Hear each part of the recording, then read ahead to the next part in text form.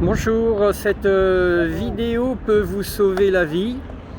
Malheureusement, ça vient du fait que mes confrères, en fait, depuis plusieurs décennies, perdent le professionnalisme. On ne leur enseigne pas, donc je les blâme même pas pour ça.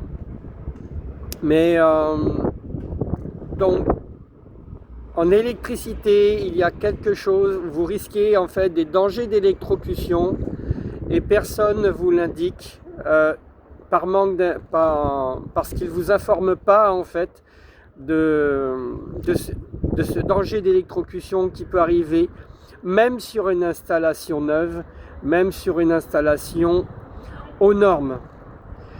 Donc c'est un peu le pompon parce que l'absurdité c'est que vous payez sans le savoir des appareils qui coûtent très cher.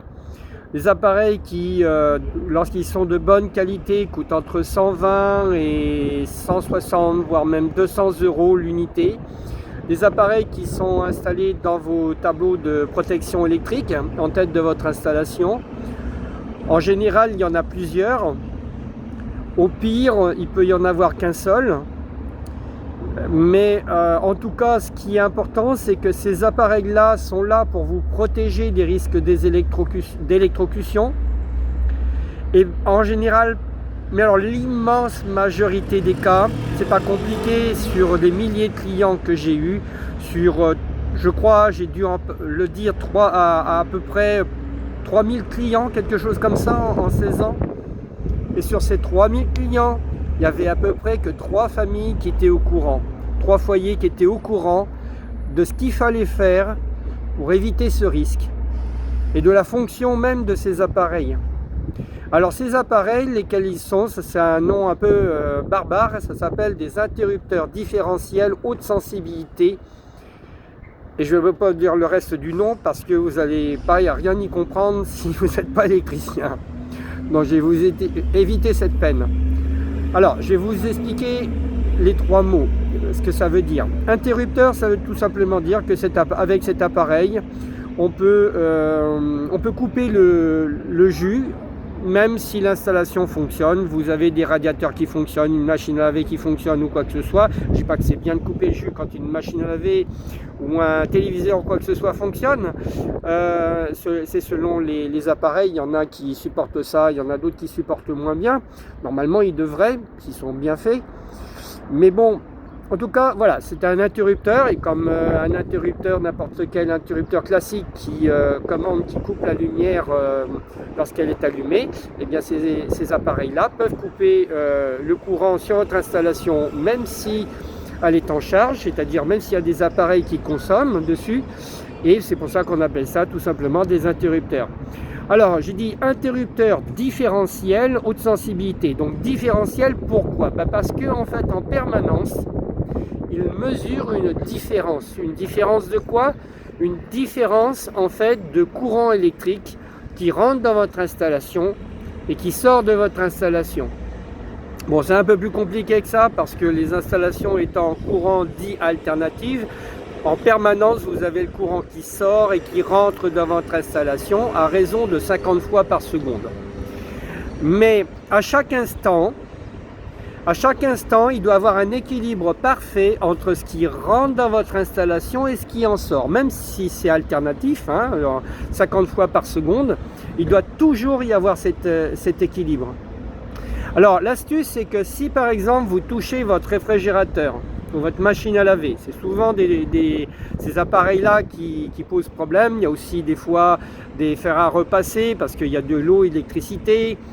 Ça peut être aussi le chauffe-eau électrique ou des trucs comme ça. Eh bien, si l'appareil a un défaut et qu'il y a du courant dessus et que vous touchez l'appareil, le courant risque de passer en fait par votre bras, votre main, rejoindre en fait, passer par là pour aller rejoindre le sol en fait. Ouais, c'est un peu bizarre, mais c'est comme ça. Le courant va passer par votre bras, va passer par votre main.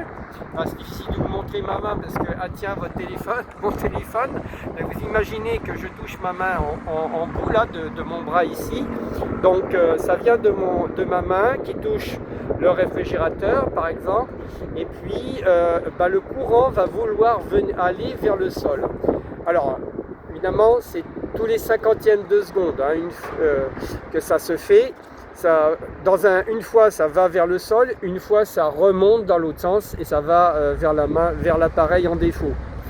Bon, ça c'est des détails un peu techniques, physiques, etc. Mais ce qu'il faut retenir, c'est que quand on touche un appareil en défaut, surtout si l'enveloppe en fait est métallique, eh bien on peut se prendre le jus, comme on dit. Voilà. Eh bien ces appareils-là, ils sont là justement pour vous protéger dans ce cas-là. Et en fait, ce qu'on ne vous dit pas, c'est que si vous ne les testez pas en appuyant sur un bouton, en général il y a marqué test mensuel dessous, mais alors c'est en tout petit, et si on ne vous le dit pas, vous ne risquez pas de le deviner vous.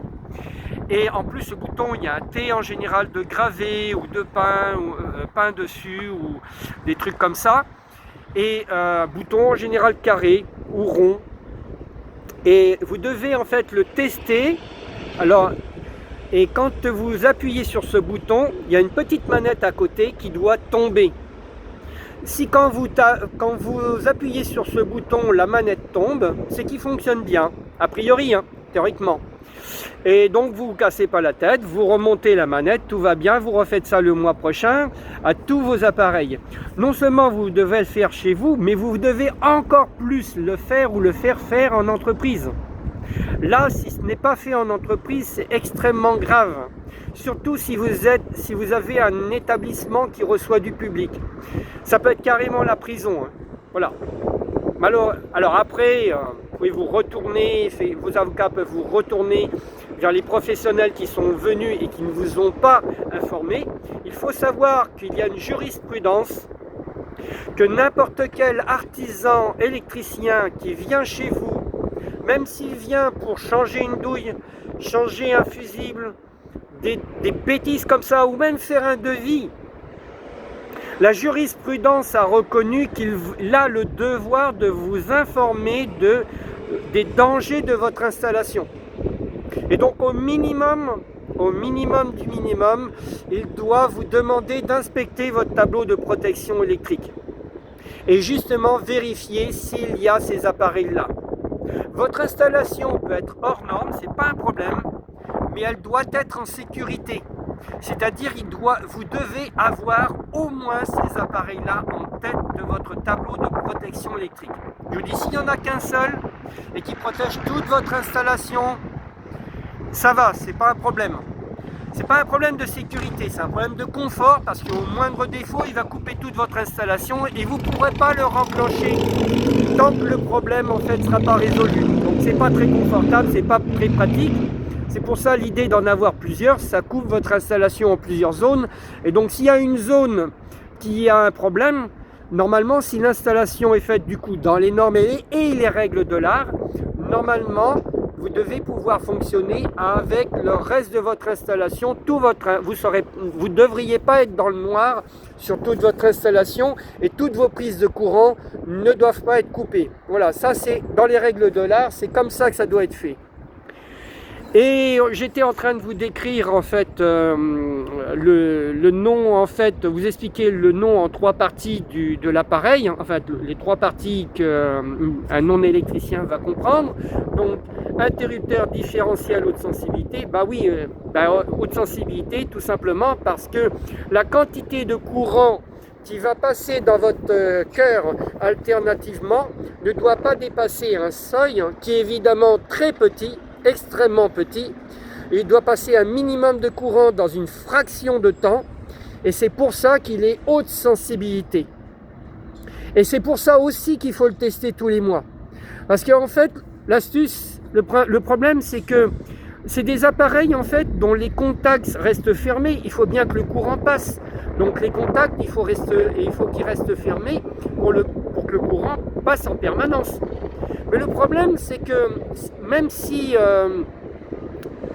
sont protégés, par exemple, souvent il y a une petite couche d'argent sur ces contacts pour essayer d'éviter l'oxydation des contacts. Et justement, pourquoi on essaye d'éviter cette oxydation-là? C'est parce que s'il y a une oxydation qui se fait, il peut y avoir comme une micro-soudure qui se fait. Et le jour où vous en avez besoin, au lieu de s'ouvrir très vite, eh bien il va y avoir une temporisation, et il ne va pas arriver à s'ouvrir du tout, ou alors trop lentement. Et là, c'est vraiment pas le moment, parce que c'est le cœur qui est en jeu, et vous risquez d'y passer. D'où l'intérêt aussi de mettre des marques qui ont fait preuve depuis plusieurs décennies, notamment les marques qui ont créé ces premiers appareils, etc. Bon, je ne vais pas donner la marque que je préfère, qui a fait ses preuves depuis 50 ans, qui a inventé les appareils qu'on dit modulaires, justement, vos tableaux électriques maintenant, ils sont tous avec des petits appareils. C'est tout standard, etc. Et vous avez seulement justement ces interrupteurs différentiels qui ressemblent pareil, mais en fait ils sont 2 fois plus larges que les autres. Voilà. Et normalement ils sont tous à gauche dans votre tableau électrique. Si vous avez plusieurs rangées dans votre tableau électrique, ils sont normalement complètement à gauche. Voilà, on les reconnaît puisqu'ils sont 2 fois plus larges. Et il y a une manette et un bouton dessus, alors que sur tous les autres appareils en général, il n'y a qu'une manette. Et ça, c'est pour ces appareils-là qu'on appelle ça des disjoncteurs divisionnaires. Disjoncteurs parce qu'ils disjonctent s'il y a trop de surcharge, mais sur la ligne qui protège. Mais la ligne électrique qui protège, par exemple un circuit prise. Mais ça, c'est pour éviter les incendies. C'est pour éviter que vos fils surchauffent et créer un incendie dans votre installation, dans votre maison, logement, entreprise ou quoi que ce soit. Alors que, donc, comme on a dit, les interrupteurs différentiels, c'est pour protéger les personnes. Voilà, c'est pas une moindre chose. Voilà. Bon, hormis ces 2 types d'appareils, après vous avez par exemple des espèces de, on appelle ça des contacteurs jour-nuit qui pilotent en fait, c'est des sortes d'interrupteurs, mais qui sont pilotés par le réseau, par EDF. Il y a une information qui arrive et qui vont, comme si vous avez tarif jour-nuit, par exemple, ils vont s'ouvrir, se fermer. Voilà, vous pouvez avoir différents appareils comme ça, mais en général, ils sont très minoritaires dans un tableau électrique. Le principal, ce sont les disjoncteurs divisionnaires qui protègent tous vos circuits électriques. Et comme je disais, à gauche des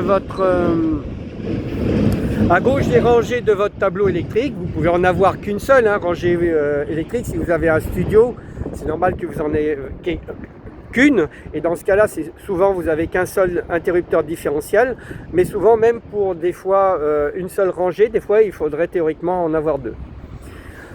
Donc voilà, je pense que je vous ai dit l'essentiel. Si vous voulez creuser, vous pouvez toujours taper interrupteur différentiel sur internet, vous trouverez tout un tas de réponses là-dessus. En tout cas, l'important, c'est que vous sachiez que ces appareils-là, il faut absolument que vous les testiez tous les mois. Donc rappelez-vous que lorsque vous allez appuyer sur le bouton test, la manette qui descend doit couper toute la rangée, tous les circuits qui sont sur la rangée. Et donc si vous avez des appareils qui sont sensibles au courant, aux coupures de courant, ou si vous avez le moindre doute, autant les arrêter et prévenir. Par exemple, si quelqu'un travaille sur un ordinateur, il faudrait peut-être mieux qu'il sauvegarde son travail avant que vous coupiez, sinon il ne va pas être content. Voilà, donc j'espère que toutes ces informations vous seront utiles. Malheureusement, je vous ai dit depuis des décennies, je n'ai eu que 3 personnes, 3 foyers, 3 familles qui étaient au courant sur à peu près 3000 interventions que j'ai pu faire, et que quasiment à chaque fois en fin d'intervention, je demande en fait d'inspecter donc le tableau électrique, et pour voir si déjà ces appareils sont là, et s'ils sont là, donc de leur expliquer le pourquoi du comment. Il faut les tester tous les mois. Voilà. Alors évidemment, s'ils ne sont pas là, ça devient grave et il faut absolument les faire installer. Si vous êtes d'ailleurs locataire, c'est à la charge du propriétaire, et si vous êtes propriétaire, vous avez franchement intérêt à le faire au plus vite, parce que si jamais il y a le moindre problème, si vos locataires, même s'ils ne meurent pas, mais qui sont électrisés, on appelle ça L'électrocution, c'est quand on meurt. L'électrisation, c'est quand on prend le jus, tout simplement. Mais ça peut faire des problèmes cardiaques derrière, etc. Donc ça peut être extrêmement grave. Et vous, en tant que propriétaire, vous êtes responsable. Voilà, même si vous pouvez vous retourner vers l'entreprise qui a installé le tableau, qui ne vous a pas conseillé, etc., eh bien, ça peut quand même être problématique. Voilà, comme vous le comprendrez facilement. Voilà, je vous rappelle, je m'appelle Didier Desbordes, je suis artisan plombier électricien à Bordeaux. J'ai créé une charte d'éthique professionnelle et de qualité il y a une quinzaine d'années qui s'appelle Giron d'artisans en confiance. Et j'envisage de l'étendre à la France entière. Donc si vous aimez cette vidéo, pour m'aider à le faire, eh bien n'hésitez pas à l'aimer avec un pouce levé et de la partager à un maximum de personnes, puisque vous pouvez sauver une vie ou plusieurs vies en la partageant, notamment vos membres de famille et amis. Je pense que c'est quand même pas négligeable de les informer de ces choses-là. Voilà. Eh bien, au plaisir. Bonne journée à vous. Au revoir.